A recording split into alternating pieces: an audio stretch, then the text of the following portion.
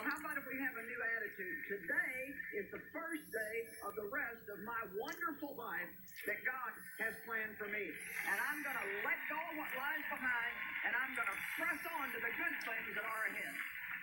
Amen? Well, no matter how you feel, or even what negative thoughts you're hearing right now, remember the truth is that God does have a good plan for your life. So joining me right now is licensed marriage and family therapist, Dr. Linda Mental, to discuss how suicide is not the answer to your problem. How does thinking right on purpose part of the answer? Assumptions and beliefs that you hold about the world. If you don't have hope, if you're thinking, I'm never going to get out of this, God doesn't care about me. So as we begin to have those kinds of beliefs that maybe God isn't present, he doesn't care about me, then that translates into our thoughts. And our thoughts become very negative then with, it doesn't matter whatever I do, it's not going to get better. And then that influences our emotions where then we feel sad, we feel down, we feel depressed. And then that changes our behavior. So we begin to isolate more. We begin to avoid people. We begin to, clam up and kind of go internal, which is always dangerous to isolate. That's one of the enemy's strategies. Yeah. And then that influences our perception, and it becomes this vicious cycle where our thoughts, our emotions, our behaviors, our perception just goes round and round, and we begin to get narrow and narrower into this narrow tunnel where we think there's no way out. And the research shows, and it's not spiritual research, but it shows that hope is the one factor that keeps people moving through whatever it is. If it's chronic illness, if it's a terrible situation, if it's a hurricane, it doesn't matter. Hope is what people need because it influences all those things I was just talking about and keeps people in a positive frame of mind. I've started something the last couple of years, and I think one of Satan's favorite lies is what I call the never lie. This is never going to get any better. Right. Yeah. It's never going to change. And then you'll think, I can't stand this. If this is the way my life is forever, then I can't stand this. But we've proven that you can interrupt your own thoughts by saying something out of your mouth. That's right. That's positive. That's right. And so, because you listen to what you say, and then that helps renew your mind. So one of the things I've been saying when things seem like they're never going to end is, this is going to end well. Or I'll say, this time next week I'll have an answer to this. Or, tomorrow this is going to be different. You can't let the enemy convince you that whatever's going on in your life right now cannot be fixed, and it's never, ever, ever going to change. It was so good that you made the point about expectations that this too will pass. When I got married, my mother-in-law said to me one time, always remember the beginning of scripture, and this too shall pass. Yeah. She said, whatever comes up in your life with your marriage or any kind of problem, this too will pass. And we know, again, based on research, that if you have an expectation that something will turn out positive, and you hold on to that expectation, again, it changes the brain in a positive way, and it calms all that stuff down that you want to calm down, calms down the stress, and it lets you think clearly for the moment. Because in the moment, what's happening to people is they're very impulsive in that moment when they want to take their lives. And you've got to stop that impulsivity and help people think and know there is a way of escape. And you have so many people, Joyce, that are walking around and feeling like, what's my purpose? What meaning do I have in life? They believe lies that if I'm gone, maybe my family would do better. Right. Maybe they've gotten into some kind of financial debt that they feel like they can't get out of. A lot of times we see suicide as a result of relationships breaking up. Less than 50% of the time, it is due to some kind of psychiatric condition, like depression, or some kind of maybe psychosis or depression related to bipolar disorder. So that's 50% of the time. Less than 50. Oh, less than 50. Yeah, which I think is surprising to people, because usually we associate depression with suicide, and there is a correlation there. But there are a lot of other factors that I was mentioning, like financial debt and relationship breakups and bullying and comparing yourselves on social media and feeling like your life isn't measuring up. Maybe attaining sort of a sense of that I've got to be highly successful in everything that I do.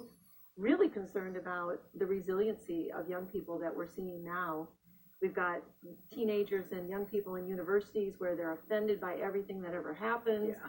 They don't know how to cope. Right. So they don't know how to cope with failure. And then when they fail, it's all over social media. So there's shame, there's humiliation. And then you've got the other side of the spectrum in life where you've got elderly people who are really at risk for suicide, where maybe they've lost a partner, maybe they're feeling like their life didn't measure up to what they wanted, or the concern that I have with the trend of physician-assisted suicide, where they're starting to say, you know what, if there's nothing more, if there's nothing else for me to live for, there's nothing after this life, why don't I just put an end to my life and get out of the pain that I feel? I'm sure people with chronic pain in their body, too, many times just feel like they can't take that anymore. I know even having had some problems with my back, if I have a couple of bad weeks, I mean, it just wears you out. And so I can't imagine what it's like for people who have some kind of serious pain all the time. Yeah, and when you're dealing with chronic illness, we know from, now we can look inside the brain and we can see what's going on in the brain. And we know that actual structures in the brain change when you're dealing with something that is a chronic stress. So in my world, we call that an allostatic load, where the stress just is unremittent. It doesn't stop. You don't really know how you're going to get out of it, like a chronic illness. Right. And so a lot of times when people are struggling with that, the brain changes that happen, there are parts of the brain that are associated with making decisions and problem solving, the impulsivity parts of the brain that actually shrink. And there are parts of the brain that are involved in learning and memory that actually shrink. And then the feeling parts of the brain that are the ones that make you feel this sadness and this intense emotion, those parts get overly active and they actually hijack some of the other parts of the brain. So people are more impulsive as a result of that. Their emotions are taking over and they're not thinking clearly a lot of times. You know, I was just thinking about, I wonder how many sermons are preached from the pulpit each year on suicide. It is not talked about in the church, and there's shame and the guilt around it, the sort of humiliation that people feel with it. We need to help them with that and not have that stigma so that people can openly talk about their pain. We have to look and say, why are people doing this? What is the root of these problems? Once we get to the root of this stuff, and there is a physical root often, there's an emotional root, there's a relational root, and there's a spiritual root. And so if you don't address all parts of that, if you don't address lifestyle issues that are creating people, if your lifestyle, if you're not taking care of yourself, if you're not getting good sleep, you're more prone to memory problems and poor decision making, all kinds of Absolutely. If you're not eating well, then your brain isn't working as well as it could, and you're not feeling that energy.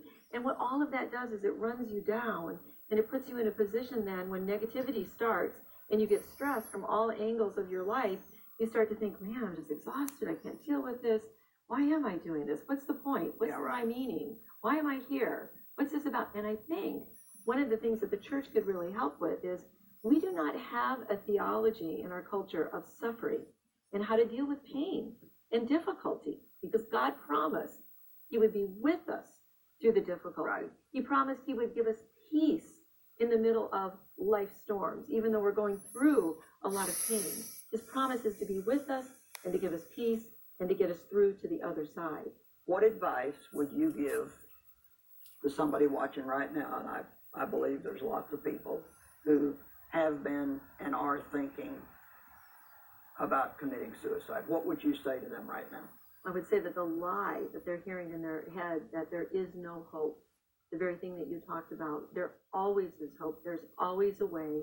It's getting a hold of the right people, the right person that can help you, the right person being God who can help you and speak into your life. There really is an enemy of your soul that is telling you there to be in despair and that there's no way out. So don't ever believe that. If you can just hold on to that strand and then get somebody around you, tell somebody that you're feeling the way you are. Go get help.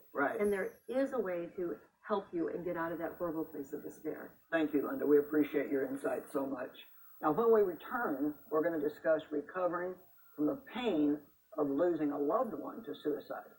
And also, if you're struggling with suicidal thoughts, there's a number at the bottom of your screen. Take a step to get the help that you need. You do matter, and the world is a better place because you're here. It's a very lonely and desolate place. It's dark. I'd come home at the end of the day and lay on the couch and cry, and my husband would walk up to me and say, "What can I do?"